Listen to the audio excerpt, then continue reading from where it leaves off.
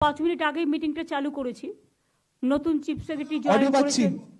আচ্ছা, নতুন chief secretary join করেছেন এবং আমাদের সাথে all the department, line department, DM SP থেকে শুরু করে জেলার লাইন ডিপার্টমেন্ট, মিনিস্টাররা, প্রিন্সিপাল সেক্রেটারিরা, অ্যাডিশনাল চিফ সেক্রেটারিরা,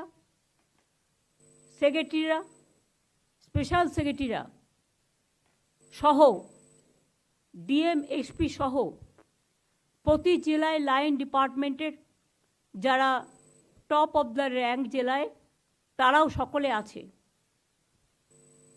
আমরা যেহেতু অ্যাডমিনিস্ট্রেটিভ রিভিউ মিটিং করি বছরে 2-3টে করে সবাইকে নিয়ে, কিন্তু এবারে যেহেতু ইলেকশন ছিল, ইলেকশনের জন্য আমাদের 3টে মাস ইলেকশনের কাজে যারা ব্যস্ত ছিলেন, বাদবাকি ডেভেলপমেন্টের সব কাজ বন্ধ থাকে প্রায়। যদিও বলে ইলেকশন চলাকালীন development process will go on, কিন্তু আলটিমেটলি হয় না। এরপরে বাই ইলেকশন ছিল, তখন আবার একটা মাস অনেক জেলায় কাজ হয়নি। এরপর আরও 6টা বাই ইলেকশন বাকি আছে, তখনও একটা সময় চলে যাবে। তাছাড়া বাংলা নদীমাতৃকা দেশ, অলওয়েজ যে কোনো সময় সাইক্লোন, ঘূর্ণি, ঝঞ্ঝা, নদীর ভাঙন, গঙ্গা ভাঙন, এবং বিশেষ করে যেমন মালদার ভূতনি চকে একটা ব্রিজ ভেঙে গেছে, সেটা অবশ্য সারানো হচ্ছে, অলরেডি প্ল্যান করে দিয়ে দেওয়া হয়েছে। ওখানকার প্রায় অনেক মানুষকে রিলিফ ক্যাম্পে রাখা হয়েছে, ডিএমএসপিরা টেক কেয়ার করছেন। তাছাড়াও যে কোনো মুহূর্তে পুজো আসছে, বর্ষা আসতে পারে, কারণ যেহেতু এবারে পুজোটা একটু তাড়াতাড়ি আছে, এটা মাথায় রাখতে হবে। ডিজাস্টার ডিপার্টমেন্টেও যারা আছেন, দূষণ তুমি আছো এবং তোমার কাছে ইরিগেশনটাও দেওয়া হয়েছে madam, both are very important, দুটোই কিন্তু রিলেটেড টু ইচ আদার। মনে রাখবে এখন থেকে 24x7 আমাদের যে ডিজাস্টার চলে, যাতে কোথাও কোনো বন্যা হলে বা বন্যার পরিস্থিতি হলে বা জল ছাড়ার ব্যাপারটা রেগুলার আমরা যেভাবে মনিটরিং করি, যাতে মাইথন, পাঞ্চেত, ডিভিসি সহ এরা জলটা হট করে ছেড়ে দিতে না পারে, সেদিকটা লক্ষ্য রাখতে হবে। ম্যাম, আমরা রেগুলার নজর রাখছি। 2 হচ্ছে পুজো আসছে, অ্যাডমিনিস্ট্রেশনকে দেখে নিতে হবে। পুজো কমিটিগুলোর কাছে তাদের যাতে কোনো অসুবিধে না হয়, প্রত্যেকটা ডিএমএসপি, শুধু ডিএসপি নয়, এসপির সাথে ডিএমও থাকবে, এলাকাগুলোকে ভিজিট করুন, করে দেখুন কার কি প্রবলেম আছে। আগে আমি বিডিও স্তর পর্যন্ত ডিএমদের বলবো, আগে যেমন আমরা করতাম, আইসিদেরও, ডিএমএসপিদেরও আইসিডিএস সেন্টারগুলো ভিজিট করুন। মিড ডে মিল যেখানে দেওয়া হয়, এডুকেশন ডিপার্টমেন্টে যারা আছেন, বিডিও আইসিরাও করবে, আপনারাও করবেন। কোনো রকম সমস্যা থাকলে স্থানীয় স্তরে সমস্যার সমাধান করে দেবেন, ফেলে রাখবেন না। আর যদি মনে হয় আপনার দ্বারা হচ্ছে না, তাহলে চিফ সেক্রেটারিকে জানাবেন, তিনি তার মধ্যে সাধ্যমতো করার থাকলে তিনি করে নেবেন, ডিপার্টমেন্টের সাথে টেক ওভার করবেন।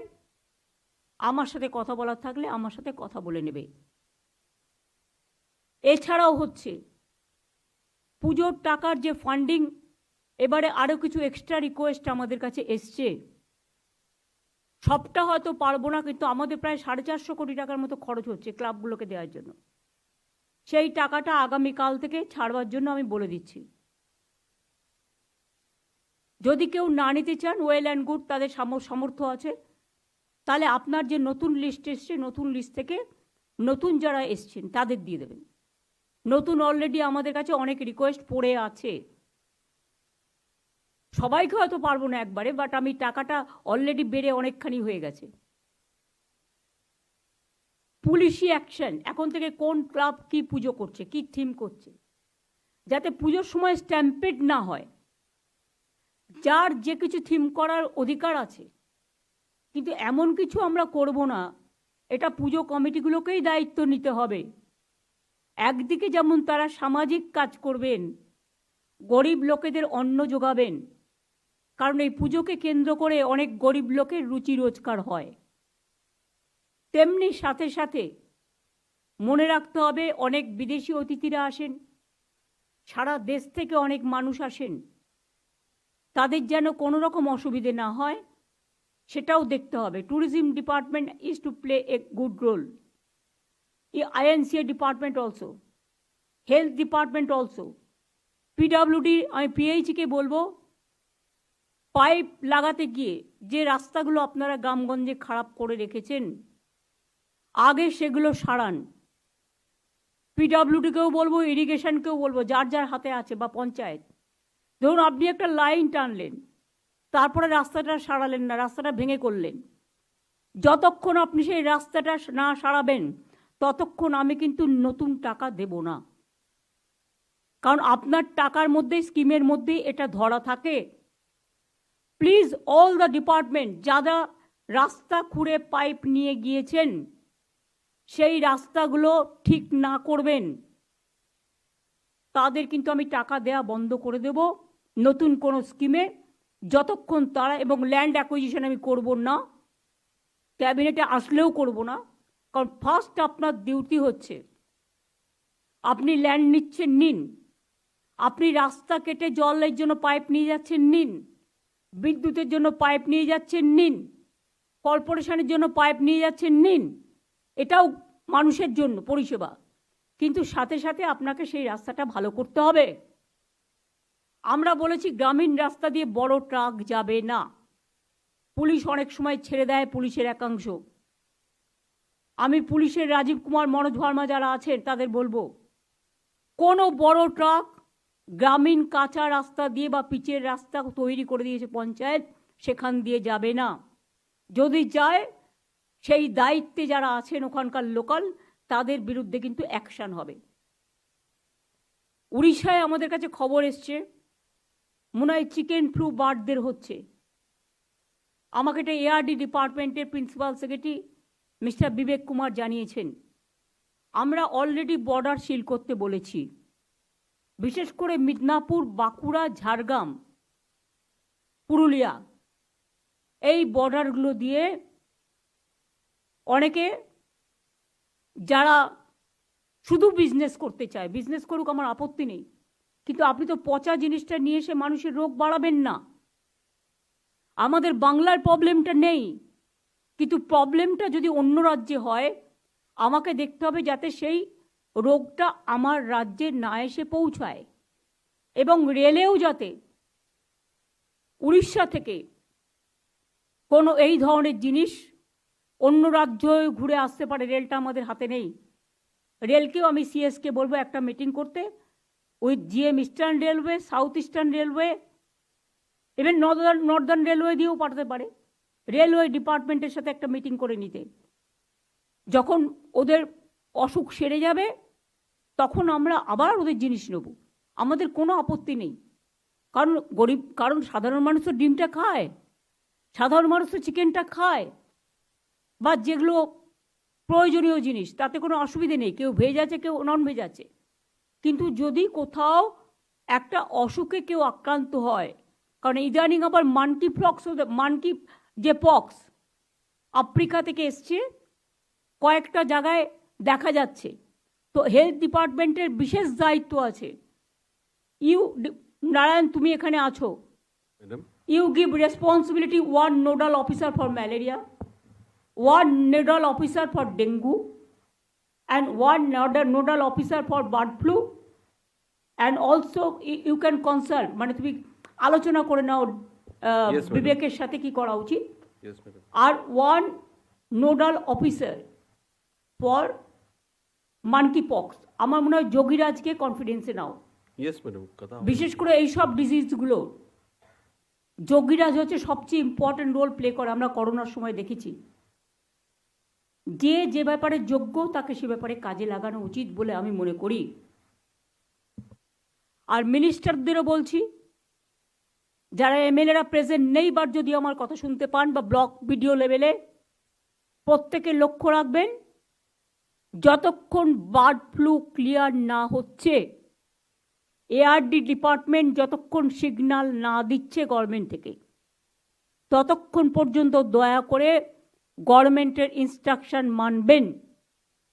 এখানে যেন গভর্নমেন্টের ইনস্ট্রাকশন না মানার কোনো প্রবণতা কারো না থাকে।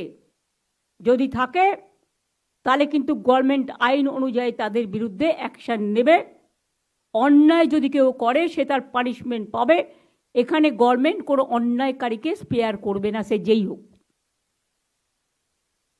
পুজোর ব্যাপারে এখন থেকে সতর্ক হন, সতর্কতামূলক ব্যবস্থা নিন। পাওয়ার ডিপার্টমেন্টকেও এখন থেকে দেখতে হবে বর্ষার মধ্যে যদি পুজো এসে যায় যাতে শর্ট সার্কিট না হয়, সেদিকে নজর রাখতে হবে। পুজোতে আমরা বলেছি 75% পর্যন্ত বিদ্যুৎ আমরা ফ্রি করব। যারা গভর্নমেন্টের সামাজিক স্কিমগুলো ভালো করে প্রজেক্ট করবে তাদের আমি আরও কিছু হেল্প করব বিভিন্নভাবে। কিন্তু যেহেতু আমরা একটা টাকা দিচ্ছি, আর একটা টাকা অ্যাড থেকে বেরোবে না, কিন্তু ওটা আমরা কিভাবে করব সেটা আমরা দেখে নেব।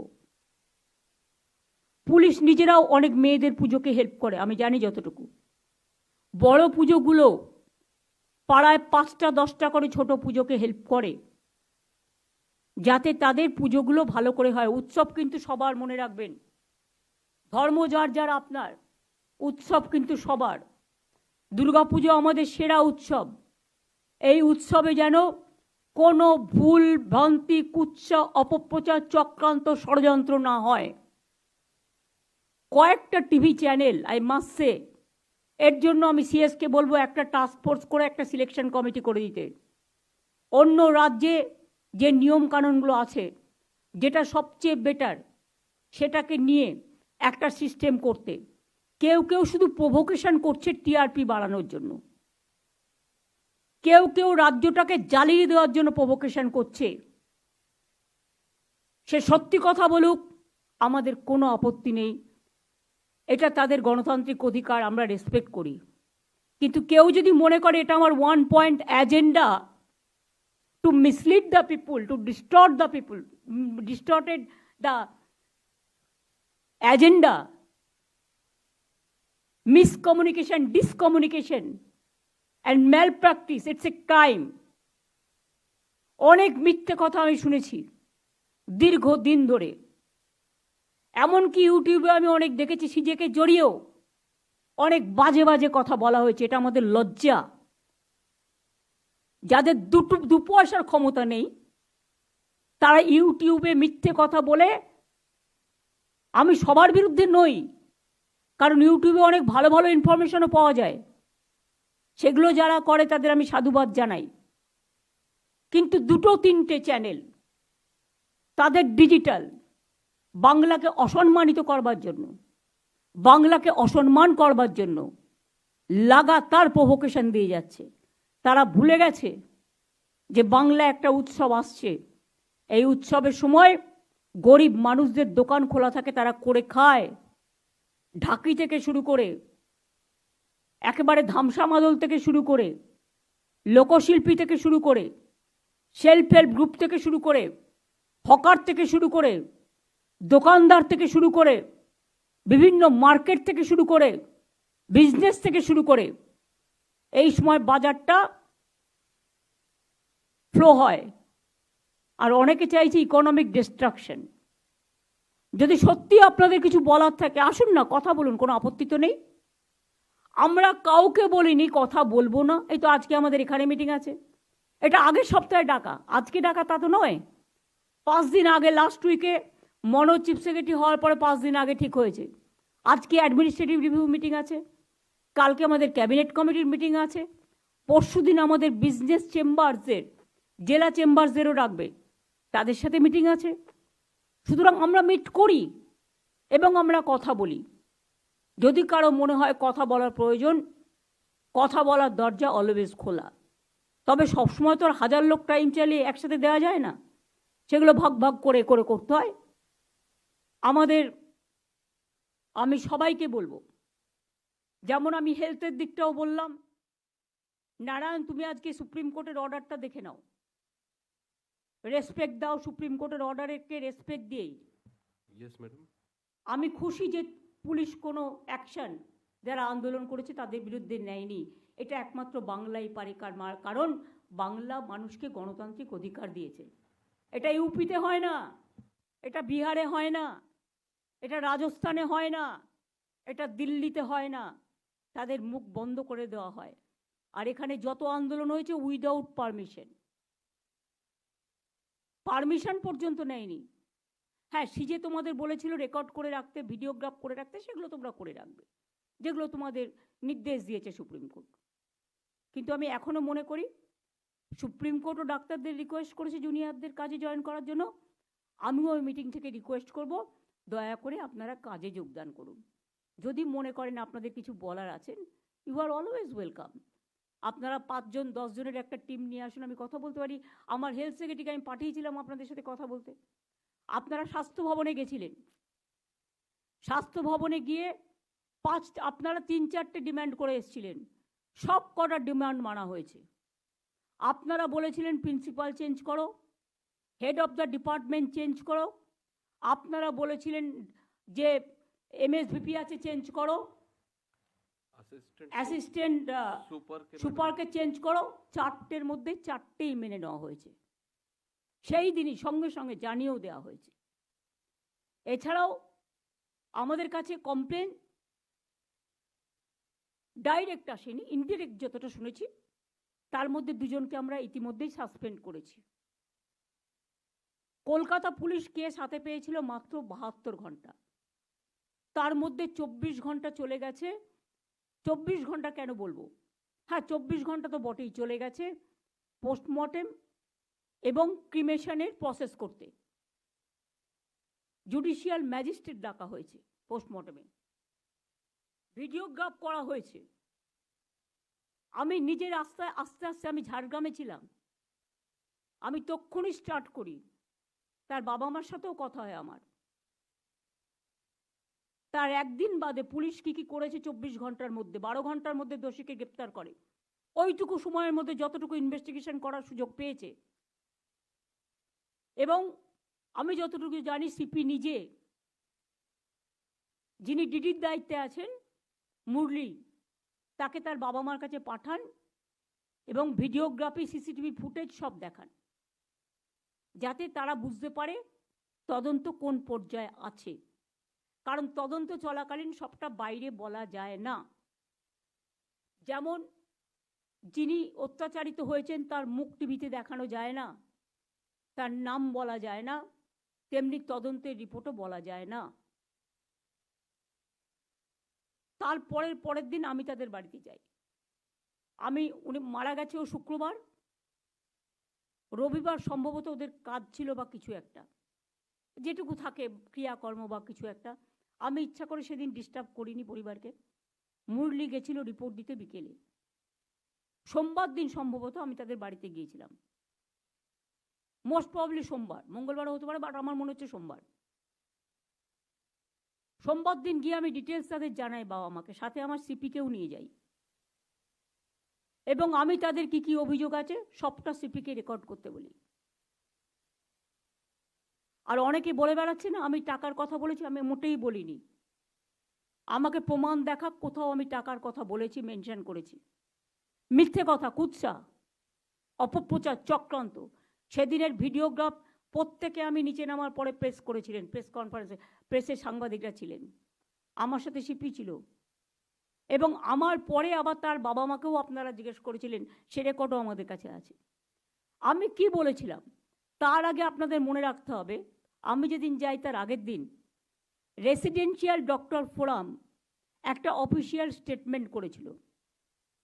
তার 3 নম্বর পয়েন্টে লেখা ছিল adequate compensation to the victims family. আমি চিঠিটা আপনাদের পড়েও শোনাতে পারি, ভাববেন না আমি এমনি কথা বলি।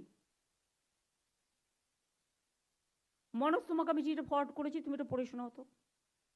কি লিখেছিল রেসিডেন্সিয়াল ডক্টরসদের, কি ডিম্যান্ড ছিল আমি যেদিন যাই তার আগের দিন? ম্যাডাম, এটা 11 তারিখের চিঠি আছে রেজিডেন্ট ডক্টরস অ্যাসোসিয়েশন তরফ থেকে অফিসিয়াল স্টেটমেন্ট। এখানে ডিমান্ডস বাদ দিয়ে প্রথম ডিমান্ড হচ্ছে immediate judicial inquiry of the case and arrest of the culprits with proper evidence and capital punishment for the culprits. The relevant evidences including CCTV footage and post-mortem reports should be shared with the committee representatives of protesting resident doctors.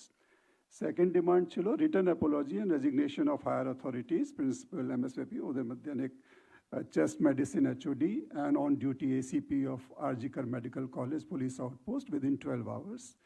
Third demand chilo immediate announcement of adequate compensation for the family of the victim.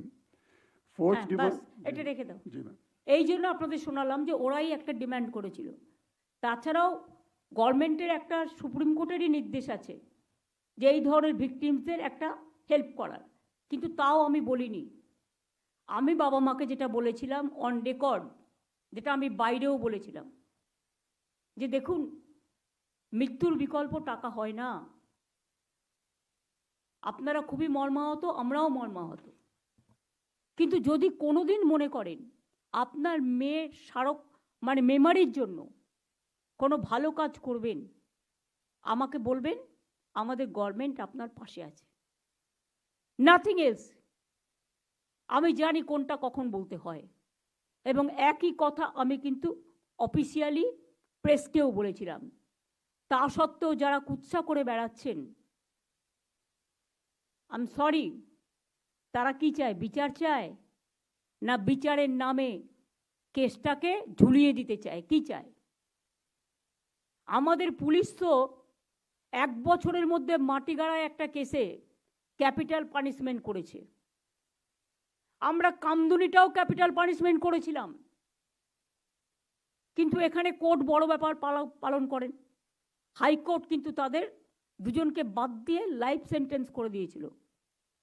এখন আবার life sentence হলে আবার court থেকেই recommendation আসে তাদের ছেড়ে দেওয়ার জন্য। আজকে আমার কাছে একটি কেস এসেছিল, আমি বলছি এখন আমি করতে পারবো না। তার কারণ হচ্ছে আমরা অলরেডি পাস করেছি যে এই ধরনের কেস আমি করতে পারবো না। আমরাও বন্দি মুক্তি চাই, আমরা 700-1500-এর ওপর লোককে মুক্তি দিয়েছি, কিন্তু there is a limit for case to case basis. কখনো আপনি বলবেন করা যাবে না, কখনো বলবেন করা যাবে, কোনটা মানব? আজকে পুলিশের পারমিশন নেওয়া হচ্ছে না, দুর্ভাগ্যবশত কেউ কেউ ওপরতলা থেকে পারমিশন করে দিচ্ছে। বিচারের বাণী নীরবে নিভৃতে কাঁদছে। কেন? পুলিশ দেখবে না ল অ্যান্ড অর্ডার প্রবলেম হতে পারে। ভাগ্যিস কদিন পুলিশ সামলেছে, শান্তিপূর্ণ মার খেয়েছে, নিজেদের রক্ত দিয়েছে, কিন্তু তবুও কারো রক্ত নেয়নি। আমি এটা ওদের অ্যাপ্রিসিয়েট করি। সাথে সাথে আপনাদেরও বোঝা উচিত সবার, পুলিশও কিন্তু আপনাদের সারাক্ষণ পাহারা দেয়। তারাও কিন্তু আপনাদের মতো মানবিক জীব, মানুষ। তারাও কিন্তু মানবিক মানুষ, তাদেরও সংসার আছে, তাদের পরিবার আছে। যাকে পাচ্ছেন তাকে নিয়ে যা ইচ্ছে তাই বলে যাচ্ছেন কেউ কেউ। একবারও ভাববেন না আপনার পরিবারকে তুলে যদি কেউ এই কথা বলে তাহলে আপনার কি হবে, আপনার মানসিকতা কি হবে? কলকাতা পুলিশ কমিশনার আমার কাছে নিজে এসছে অনেকবার পদত্যাগ করার জন্য, গত 7 দিন আগে। সামনে পুজো, আপনারা এবার আমায় বলুন, ল অ্যান্ড অর্ডার লোকটাকে তো জানতে হবে যে থাকবে কোন পাড়ায় কোন পুজো হচ্ছে, পুজো কমিটিগুলো কি থিম করছে, কোথায় কি পুলিশ পোস্টিং আছে। এটা পুজোর সময়, কিছুদিন ধৈর্য ধরলে কি মহাভারত অশুদ্ধ হয়। আপনারা ঠিক করবেন সবাইকে চেঞ্জ করতে হবে। যতটা বলছেন, যতটা পারছি আমরা করছি। আপনি আমাকে 10টা ডিমান্ড দিতে পারেন, আমি 5টা করতে পারি, 5টা নাও করতে পারি। আমি তো অলরেডি ইতিমধ্যে অনেকগুলো করে দিয়েছি। কাজেই আপনাদের আমরা বলছি, পুলিশ ইভেন্ট সেদিন সঙ্গে সঙ্গে যেই কোর্ট নির্দেশ দিয়েছে সিবিআই, সব কাগজপত্র, ভিডিও রেকর্ডিং, এমনকি ডিএনএ টেস্ট সহ রিপোর্ট সহ সব কিছু হ্যান্ডওভার করেছে। আমাকে আপনারা বলছেন হোম মিনিস্ট্রি থেকে একটা চিঠি লিখলো, সিআইএসএফকে জায়গা দাও। আমি ববিকে পাঠিয়ে ইন্দিরা হসপিটালের 30 বেডেড হসপিটাল এবং একটা প্রাইমারি স্কুল কর্পোরেশনের সেই দুটোকে দিলাম। তারপরেও আপনারা যদি রোজ বলছে এখন কমিউনিটি হলগুলো আমাদের দিয়ে দাও, তাহলে এলাকায় এলাকায় যে মানুষগুলো বিয়ে, শ্রাদ্ধ, পৈতে, পুজো, উৎসবের নামে এটা করা হয়েছে কমিউনিটি, মানে এলাকার কমিউনিটির জন্য, তারা কোথায় যাবে? নিশ্চয়ই জায়গা খুঁজে দিন। আরজি করের পাশে আরও যদি জায়গা চায়, আরজি করের পাশে যে জায়গাটা পড়ে আছে, আমি সিএসকে বলবো ডেকোরেটর ডেকে আনুন, আজকাল সব কিছু হয়ে যায় খুব তাড়াতাড়ি। করে দিন, তক্তা পেতে দিন, খাট পেতে দিন, বাথরুম ওয়াশরুম টওয়াশরুমগুলো করে দিন। কিন্তু আপনি যদি একটা কনজেস্টেড এরিয়ায় আমাকে বলেন 2 ঘন্টার মধ্যে জায়গা খুঁজে দিতে হবে, হাউ ইজ ইট পসিবল? যে জায়গাটা আরজিকর হসপিটাল, সেই জায়গাটা ভীষণ কনজেস্টেড, আর যদি সেই জায়গাটা না করতে পারেন তাহলে ওদের আপনাদের পুলিশের যে ব্যারাক আছে বিভিন্ন জায়গায় যেখানে অ্যাভেলেবেল, দরকার হলে আপনি বাস অ্যারেঞ্জমেন্ট করে দিন, বাস তাদের তুলে নিয়ে আসবে, বাস তাদের পৌঁছে দেবে। তারা আর কি চায়? জামা কাপড় চাইলে দিয়ে দিন, খাবার দাবার চাইলে দিয়ে দিন, আর কি কি দেওয়ার আছে? আপনারা যদি কাউকে পাঠানো, দায়িত্বটা তো সেন্ট্রাল গভর্নমেন্টকে নিতে হবে, সবটাই স্টেট গভর্নমেন্টের উপর আপনারা চাপিয়ে দেবেন আর মিথ্যে কথা বলবেন আমরা দিইনি, এটা ঠিক নয়, আমরা 3টি জায়গা দিয়েছি। কিন্তু আপনি যদি রোজ সংখ্যা বাড়ান বাংলাটাকে গ্রাস করবার জন্য, পুলিশের হাত থেকে সবটাই কেড়ে নিতে চান রাজ্য সরকারকে, কেন্দ্রীয় সরকারের এর মধ্যে পুরো চক্রান্ত আছে।